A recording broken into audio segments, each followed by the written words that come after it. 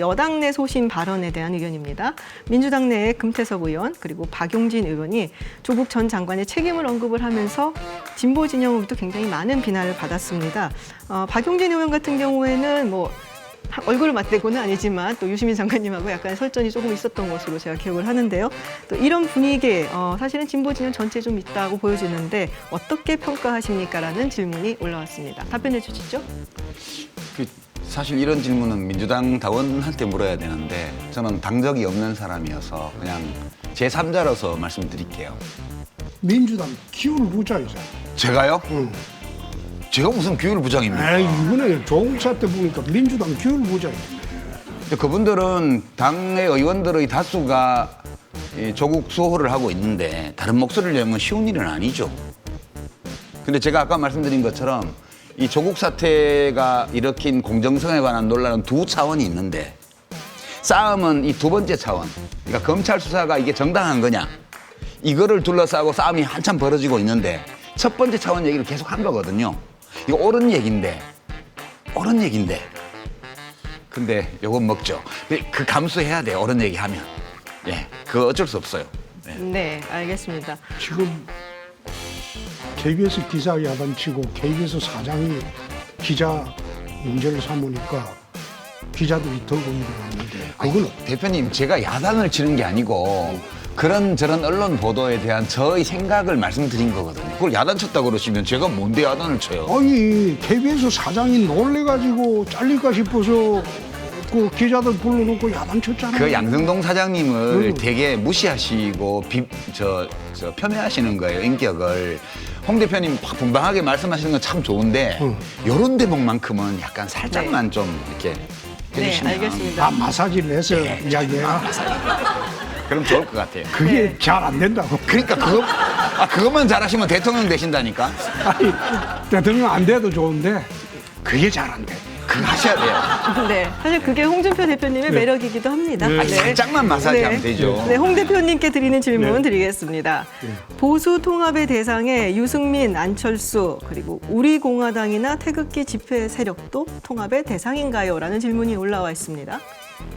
나는 반 문재인 연대라면 누구라도 같이 해야 된다. 그런 생각이에요. 그래서 사실 지금 반 문재인 연대를 만들려고 해도 정말 어려운 게 박근혜 전 대통령 탄핵 당시에 네가 무슨 짓 했냐? 내가 무슨 짓 했냐? 그거 가지고 지금 거의 3년 동안 서로 손가락질 하고 있거든. 그 탄핵 당시에 나는 경남지사로 있었어요. 지사로 있었는데 전화 오는 그 국회의원마다 탄핵해서는 안 된다. 일단 탄핵은 저지하고 대통령으로 하여금 소위 총리한테 정권 위임하고 임기까지 가도록 해라. 그런 해법을 이야기해 국회의원들이 이제 탄핵을 해버렸다고. 끝나고 난 뒤에 이제 뭐 대통령 후보가 없어가지고 올라오라게 할 수 없이 하고 뭐 우째하고 난 뒤에 나중에 보니까 당에 들어가니까 서로 손가락 들고 싸워요. 나는 그 이야기를 정식으로 그랬어요. 유승민이나 마찬가지로. 탄핵한 놈도 나쁜 놈이고 탄핵 저지 못한 놈도 나쁜 놈이다. 응? 왜 옛날에 노무현 대통령 탄핵하려고 할 때 국회에서 온몸을 던져서 막지 않았냐? 못 막았잖아요. 아니 그러니까 못 막았더라도 그런 모습을 보여줬기 때문에 국민들이 감동을 해서 탄핵 반대를 한 거 아니에요. 그런데 친박이라는 애들은 줄 서서 투표하러 다 들어갔다고. 그래서 내가 당에 돌아와가지고 저끼리 싸워 살길래 양쪽에 불러놓고 해서 니도 나쁜 놈이고 니도 나쁜 놈이다. 무슨 나쁜 놈들끼리 손가락질하냐. 어? 둘 다 나쁜 놈인데. 그러니까 지금부터는 거기서 졸업해라. 그 졸업해야지 통합이 된다. 응? 안철수 의원도 난 그래요. 나는 그 옛날에 그 윤선도 오후가에 보면 나무도 아닌 것이 풀도 아닌 것이 이게 나오는데 저는 보수도 아니고 진보도 아니고 뭐가 뭔지 모르겠어요. 근데 그 양반을 반문연대라고 하면 가능하겠죠? 반문연대라고 하면. 그래서 보수 대통합이라는 그런 개념보다도 반문재인 연대라면 전부 하나가 되지 않느냐. 네, 알겠습니다. 유시민 장관님께서 보시기에는 뭐 짧게 한마디 조언을 해주신다면 어떻게 보십니까? 반문재인 연대로 모두 합쳐야 된다. 그거 잘 안 되더라고요. 저희도 옛날에 뭐 많이 해봤는데 그런 거 진보 쪽에서 뭐 반파셔 연대, 반독재 연대 이렇게 해봤는데 그게 어쩌다가 한 번씩 되고 통상은 잘 안 되더라고요. 그래서 저도 상당히 비관적으로 봅니다. 네. 네. 아싸. 유력 정치인들의 연관된 감성어 조사를 좀 해봤습니다. 지난 추석 MBC 여론조사를 바탕으로 해서 5명을 선정을 했고요. 그래서 다른 분들과 공통된 특징 말고 그리고 그분에게만 가지고 있는 특징은 어떤 것들이 있는가. 그래서 유력 정치인의 연관된 감성어 좀 찾아봤습니다. 아니 홍 대표님 왜 없어요? 기다려보십시오. 이라는 감성어가 연관돼서 나타났습니다. 당연히 저희가 지금 이 자리에 나오신 두 분에 대해서도 조사를 했습니다. 저는 왜요? 해야죠. 네, 당연히 하겠죠. 네. 저 두 분에 대한 조사를 했을 때 다른 유력 정치인에 비해서 특히 나오는 덕목. 네, 유시민 장관님 뭐 너무나 당연합니다. 네, 논리적, 합리적이라는 단어가 굉장히 많았습니다. 홍준표 대표님. 양심적이라는 감성어가 연관돼서 나왔고요. 제가 사실 개인적으로 굉장히 관심을 가지는 부분은 사실 거기에 애정이라는 단어가 연관 검색으로 같이 나왔어서 그 부분이 굉장히 흥미로웠는데요. 만족들 하십니까? 좋네요, 제가. 논리적, 논리보다는 양심이죠. 네. 홍 대표님 기분 좋으십니까? 약간 좀 미소를 띄우시기 시작하시는데. 아니 MBC에서 저렇게 해줄 때도 있네.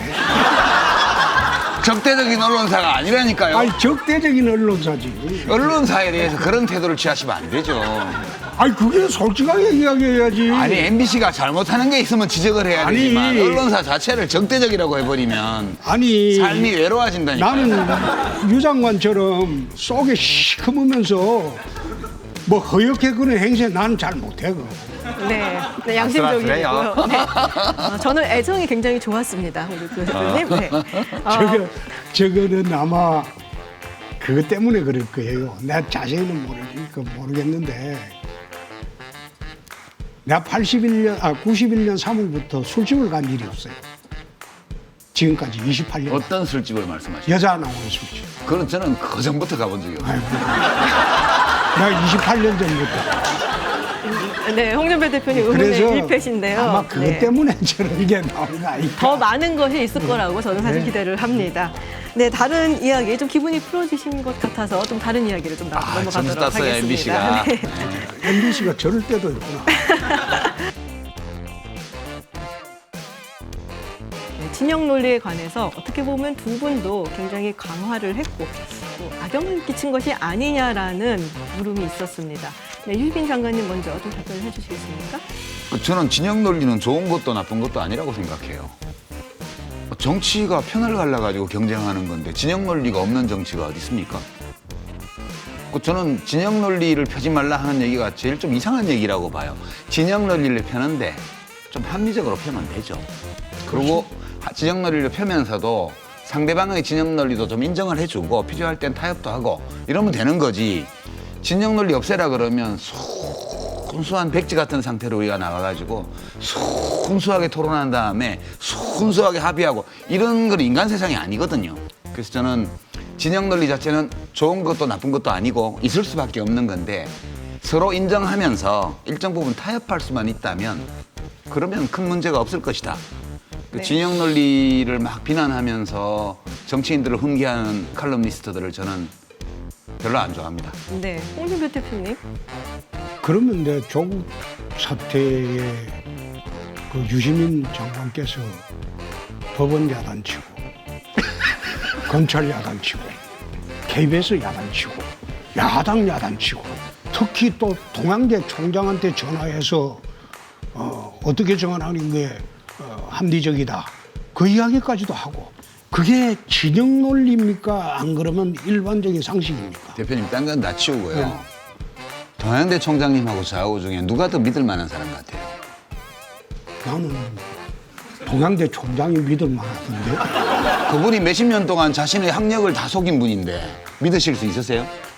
학력을 속이고 안 속이고 간에 이번 사건에 한해서는 동양대 총장의 말이 맞겠다.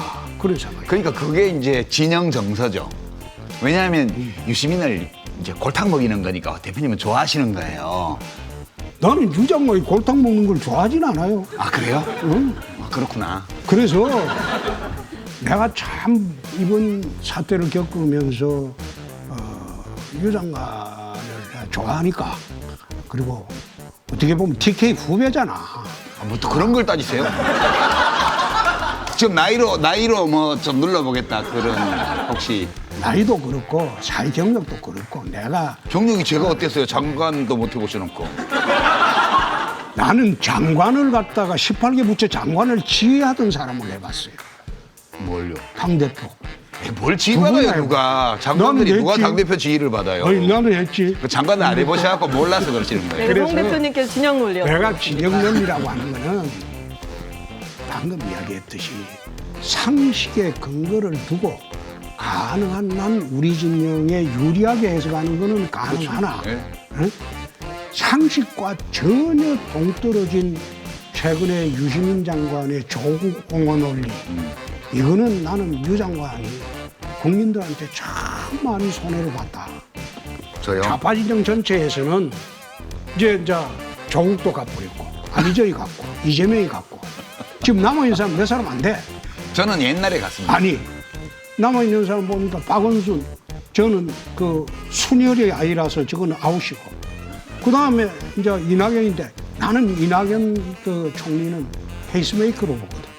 그래서 결국은 유식이 하나 남았는데 그 지금 와서 이번에 너무 상처가 깊어졌다. 그렇죠. 국민들한테. 그렇죠. 그 홍 대표님 그렇게 생각하시죠? 좌파 진영에서는 전부 유시민을 진짜 이게 우리 진영의 대표 주자로 이제 이번 기회에 옹립됐어요. 난 그래 봤거든. 봤는데 정치판 판 잃는 거는 내가 한 수 위입니다. 그러니까 이제 대표님 이제 판을 잘 읽으시잖아요. 그렇게 말씀 주셨고 또 여러 오늘 방송 끝나고 나면 유시민 장관이 일약 좌파 진영에 대표 주자. 올랐을 거예요. 이거를 뭐 웃어야 될지 울어야 될지 모르겠는데요. 그홍 대표님이 지금 그렇게 분석을 하셨잖아요. 실제로 제가 다 챙겨보지는 않지만 그 정치 비평하는 분들이 또 그 비슷한 분석을 많이 하시더라고요. 너무 일찍 움직였다, 뭐 약간 이거는 마이너스다, 뭐 일단 집토끼를 잡은 다음에 그다음에 산토끼를 잡으러 간다, 뭐 이런 얘기들을 많이 하세요. 그 사람들은- 그거를 뇌피셜이라고 그래요. 이 젊은 사람들 말로. 난 예, 뇌피셜이요. 네, 무슨 뜻인지 오피셜이 알- 아니고 안 그래. 유피셜도 아니고요. 뇌피셜이에요. 그러니까 제가 정말 그 다시 정치를 하고 선거에 나고 대권 도전할 생각이 있으면 홍 대표님 말씀처럼 하죠. 이렇게 안 하죠. 저도 바보는 아니거든요. 근데 예, 그러니까 이제 괜히 그런 말씀은 하시지 말고, 예, 저는 네. 뭐 홍 대표님하고 선거판에서 볼 일 없으니까. 하기사